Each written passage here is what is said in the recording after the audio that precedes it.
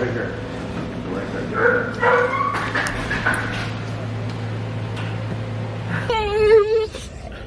It's okay, they're getting your foot checked out. Yeah. It's okay. I know. Good morning, guys. So today we're headed to the vet's office. I wonder how many times a year we say that in the video. Just do the math. A couple days ago, well, Saturday afternoon,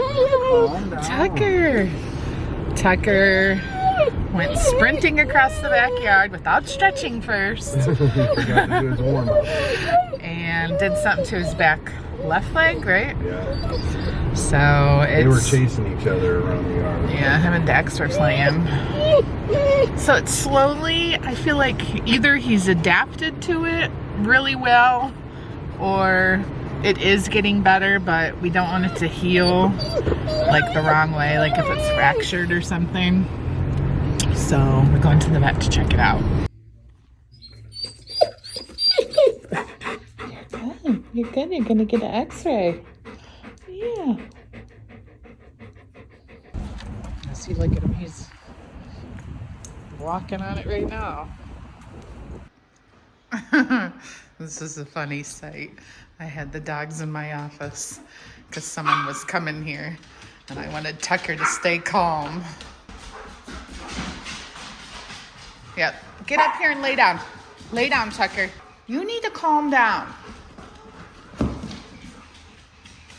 All right, guys, so annoying. I came home from the vet, sat down, talked to you guys, was just reviewing that footage, getting ready to edit that video, and I don't know how my camera gets changed to a different setting, but it was blurry. You probably noticed it was blurry when we had Tucker in the car. The clips at the vet I filmed on my phone because those were fine.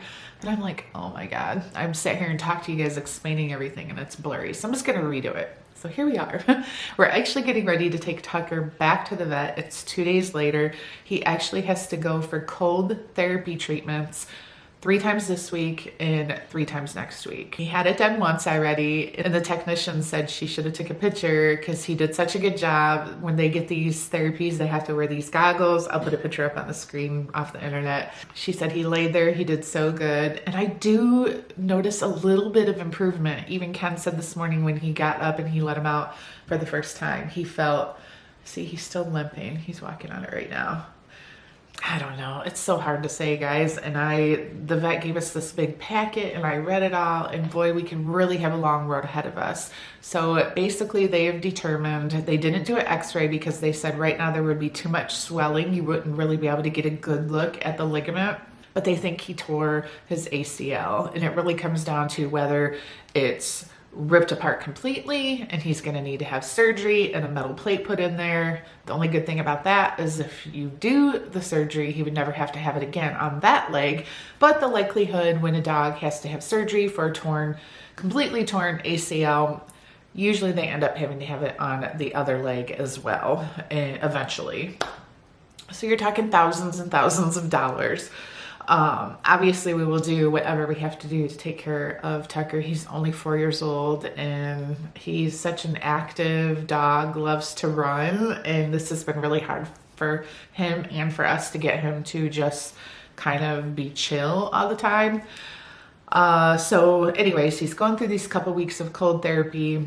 If he doesn't improve and it seems like it's still not doing real well, he's on anti-inflammatories too.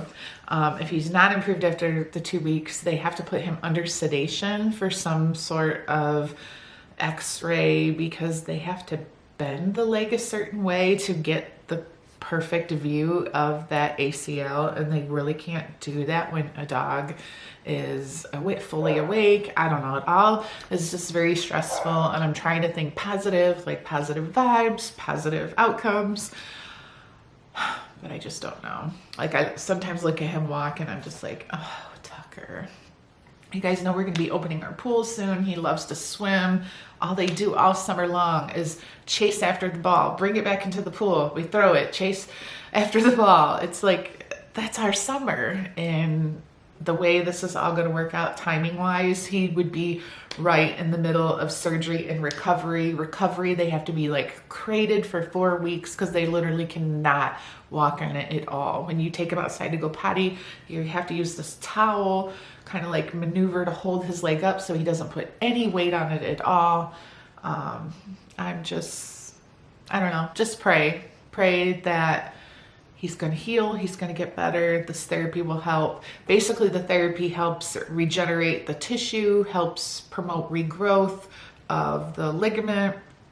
If it's just overly stretched or partially torn or whatever, it sounds crazy that, like, I don't know, fingers crossed, like I said, praying that he gets better and we don't need this surgery because the timing of it is just horrible and the cost is not going to be fun. So anyways, that's the update. Chase is going with me to take him to this next appointment. He hates car rides, as you guys could see. Hey guys, so it is the next day. I'm running right now to go get groceries. I did click list from Kroger, which we really haven't even been grocery shopping that much at Kroger because it's just been so expensive lately. I do feel like I spend a little less when I do click list because I literally buy just what we really need. So I have a few meals planned that I want to make this week. Taco soup. I've never made taco soup before. I'm making these unstuffed shells. It's kind of like stuffed shells, but they're unstuffed, I guess. I see the recipe. I just like randomly see recipes and I'm like, oh, I want to try that. So I'm in my office editing the video that you guys watched on Wednesday, and I just wanted to show you guys that on our way home I ran into Barnes & Noble because I wanted to get this book. Kind of silly because right now I'm filming a video that's gonna require me to finish the book that I'm reading and read 2 other books before I can even start this book, but I was just so excited to get it. Back in 2020, I read the first book in the series, and I don't think anybody ever knew that it was going to be a series, but it was called The Kind Worth Killing, and it was so good. I can specifically remember being in the bathtub when I finished the book, and I was like, what just happened? I was just speechless, and it had really been a long time since I had read a book that good. It's a thriller and it just has so many twists and turns. If you're someone who would love to get into reading and you're just like, I don't know where to start, I don't know what to read, these are my 2 current recommendations. For a thriller, read The Kind Worth Killing by Peter Swanson, or if you want to start with a romance, my favorite Colleen Hoover book is November 9. I just love the premise of the book. I love how fast it moves, and I just think it's a really good start to her books, which are amazing books. Not everybody agrees, but I get that question a lot. That's probably one of the most common questions that I get from people who are sort of like non-readers, like, what do I recommend? I would start with one of those. I did get a second book though. I got What Have We Done by Alex Finley. And reason I got this one is I read the book The Night Shift of his last year, and I really liked it. It was a mystery thriller, and it just kept me on my toes and kept me very interested, and I'm like, I need to read more books by him, and I knew he had a release this month. I really like Night Shift. I like the writing, and why not?